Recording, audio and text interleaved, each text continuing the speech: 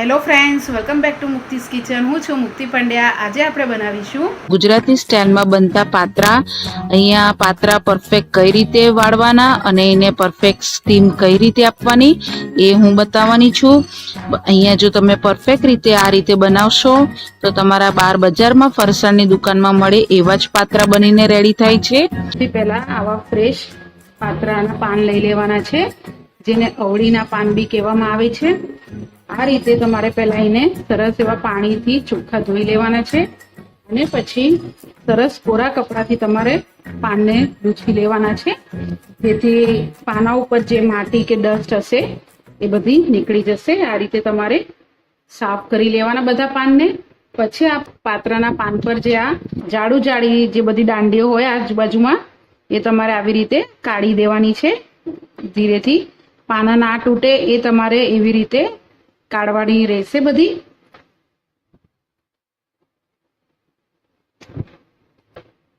આ રીતે તમારે બધા જ પાનાની દાંડીઓ નીકળે એવી રીતે તમારે કાઢીને રેડી કરવાની છે. જાડી જે હોય બધી કાઢી દેવાની, પણ જો તમે આ પાત્રા ઉપરથી આવી જાડી દાંડીઓ નહીં કાઢો તો તમને પાત્રા ખાવામાં મજા નહીં આવે. આવી જ રીતે આપણે બધા જ પાના પરથી દાંડીઓ કાઢીને રેડી કરી લઈએ. હવે પાત્રા ઉપર લગાવવા માટે આપણે ચણાના લોટનું બેટર રેડી કરી લઈએ. હવે આપણે એક બાઉલ લઈ લેવાનું છે. એની અંદર આપણે બે કપ જેવો ચણાનો લોટ નાખીશું. અહીંયા જેટલા તમારા પાત્રાના પાન હોય એ પ્રમાણે તમારે ચણાનો લોટ લેવાનો રહેશે. ચણાનો લોટ લઈ લીધા પછી એની અંદર આપણે એડ કરીશું 2 થી 3 ચમચી જેવું ધાણા જીરું પાવડર, અડધી ચમચી હળદર પાવડર, 1 થી 2 ચમચી જેવું લાલ મરચું પાવડર, અડધી ચમચી અજમો એડ કરીશું, અડધીથી ઓછી હિંગ ઉમેરીશું, અડધી ચમચી ગરમ મસાલો પાવડર, સ્વાદ પ્રમાણે મીઠું એડ કરવાનું, 2 ચમચી જેવા આપણે સફેદ તલ એડ કરીશું, 1 ચમચી જેવા આપણે આદુ મરચાની પેસ્ટ એડ કરવાની. અહીંયા તીખાશ તમારા ટેસ્ટ પ્રમાણે ઓછી વધતી કરી શકો છો તમે. ખટાશ માટે આપણે અહીંયા 2 થી 3 ચમચી જેવું આંબલીનું પલ્પ એડ કરીશું. અહીંયા જો તમે આંબલી ન ખાતા હો તો તમે લીંબુનો રસ બી એડ કરી શકો છો. ગળપણ માટે અહીંયા ગોળ મેં અડધી વાટકી જેવું લીધું હતું, જેને પહેલાથી મેં ઓગાળીને રેડી કરી લીધેલો છે. એ આપણે આમાં એડ કરી દઈશું. થોડી કોથમીર એડ કરવાની. હવે આ બધી વસ્તુને આપણે સરસ મિક્સ કરી લેવાનું. તમારે ગોળ જો સમારીને એડ કરવો હોય તો તમે સમારીને બી એડ કરી શકો છો, પણ આપણે પાણીમાં ઓગાળવાથી એ જલ્દી સરસ મિક્સ થઈ જાય છે લોટમાં. અહીંયા ખટાશ અને ગળપણ તમારા ટેસ્ટ પ્રમાણે તમે ઓછી વધતી કરી શકો છો. તમે જો ગોળ ના ખાતા હોય તો તમે અહીંયા સાકરનો બી ઉપયોગ કરી શકો છો.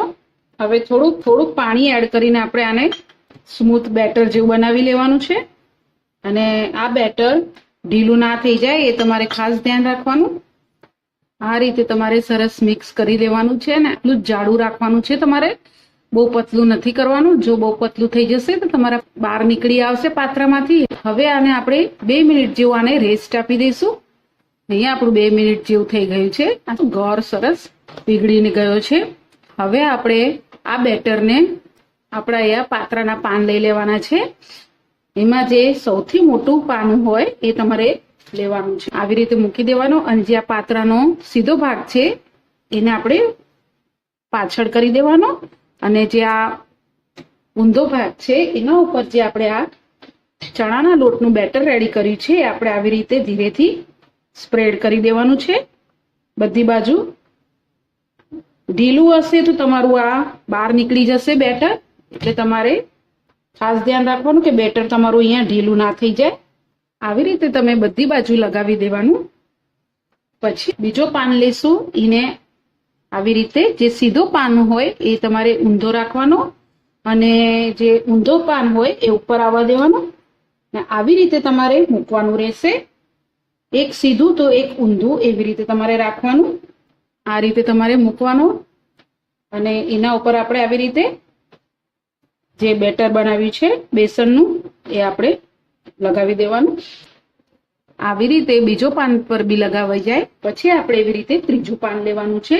જે સીધું હોય એ તમારે ઊંધું કરી દેવાનું. એને તમારે આ રીતે રાખવાનું રહેશે.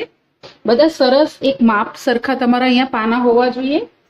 આવી જ રીતે આપણે બધા જ પાત્રાના પાન ઉપર ચણાના લોટનું લગાવીને રેડી કરી લઈએ.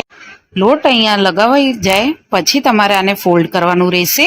ફોલ્ડ તમારે પહેલા ઉપરથી કરવાનું. એવી જ રીતે આપણે બીજી સાઈડથી બી ફોલ્ડ કરી દેવાનું અંદરની સાઈડ અને એના પર સાઈડમાં બેટર લગાવી લેવાનું. આવી રીતે બાજુમાંથી તમે કરશો તો તમારા બાજુમાંથી ખુલી બી નહીં જાય. હવે પછી જે આ છેલ્લો પાર્ટ હોય છે એને આપણે લેશું ધીરેથી અને આવી રીતે ફોલ્ડ કરવાનું અને આવી રીતે લગાવતું જવાનું. પાછું એને થોડું ફોલ્ડ કરીશું ધીરેથી. બહુ પ્રેસ નહીં કરવાનું તમારે, એ ખાસ ધ્યાન રાખવાનું, નહીં તો ફાટી જશે. પાછું ઉપર થોડુંક આવી રીતે લોટને આપણે લગાવીશું. પાછું ધીરેથી આને ફોલ્ડ કરવાનું અને આવી રીતે ઉપર લગાવવાનું. એવી જ રીતે જે આપણો આ ઉપરવાળો જે ભાગ છે એને છેક સુધી તમારે આવી રીતે લઈ જવાનું અને આવી રીતે ઉપર બી તમારે લગાવી લેવાનું. આવી રીતના ઉપરથી લગાવવાથી બી તમને સરસ ટેસ્ટ આવશે. ફૂલી ન જાય એ તમારે ખાસ ધ્યાન રાખવાનું છે. હવે આને આપણે એક પ્લેટમાં લઈ લેશું.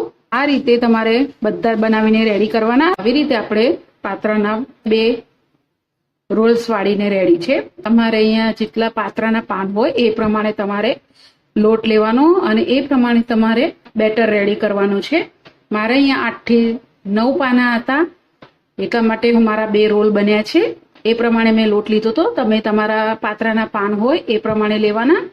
હવે આપણે આ પાત્રાના પાનને સ્ટીમ કરવાના રહેશે. મેં અહીંયા પહેલાથી સ્ટીમરમાં પાણી ગરમ કરવા મૂકી દીધેલું. એમાં આપણે જે સ્ટીમ કરવાની જે ડીશ એ આપણે મૂકી દઈશું. એને આપણે પહેલા ઓઇલથી ગ્રીસ કરી દેવાની અને પછી જે આપણે આ પાત્રાના પાન વાળીને મૂકેલા છે એ આપણે મૂકી દઈશું. જેટલા તમારે અહીંયા પાત્રાના પાન વાળીને તમે રાખ્યા હોય એટલા તમારે અહીંયા મૂકી દેવાના. હવે આપણે આને ઢાંકી દઈશું અને સ્લો ટુ મીડિયમ ગેસ ઉપર આને 20 થી 22 મિનિટ માટે આપણે સ્ટીમ આપવા દઈશું, જેથી એ સરસ ચડી જાય. 20 થી 22 મિનિટ જેવું થઈ ગયું છે. ખોલીને જોઈ લઈએ. હવે એમાં આપણે ચાકુ નાખીને જોશું કે ચડ્યા છે કે નહીં આપણા.